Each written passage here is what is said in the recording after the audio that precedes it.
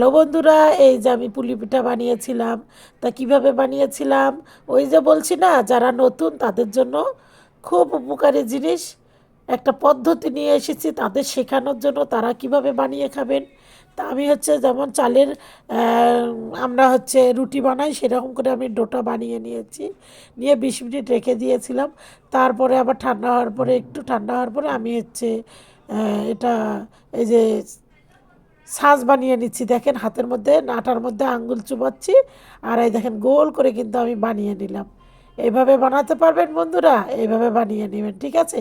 আর যদি না পারেন তাহলে রুটির মতো করে বেলে নিয়ে ছাঁচের মধ্যে দেবেন, ঠিক আছে। তা আমি ওইভাবে গোল গোল করে বানিয়ে নিলাম। তারপরে আমি কিন্তু ওই আগের রেসিপিতে কিন্তু আমার ছিল, আমি পুরটা কীভাবে বানিয়েছিলাম ওটা দেখে নেবেন। তো আমি পুর 1 চামচ করে দিলাম, আর এই যেভাবে গোল গোল করে নিয়ে তারপরে আমি পুরটা ওর মধ্যে দিয়ে আমি মুখটা বন্ধ করে দিয়েছি। তা আমার এইভাবে আমি সবগুলো বানিয়ে নিয়েছি। তারপরে এই যে গরম তেলের মধ্যে ছেড়ে দিলাম, এইভাবে ভেজে ভেজে নিচ্ছি। ডুবো তেলে লাগবে না, এরকম হাফ ডুবো হলেও হয়ে যাবে। খেতে যে এত টেস্টি হয়েছে। আর বন্ধুরা, আমার যদি পেজটা ফলো না দিয়ে থাকেন অবশ্যই ফলো দেবেন, ঠিক আছে বন্ধুরা। খেতে অনেক টেস্টি হয়েছে কিন্তু।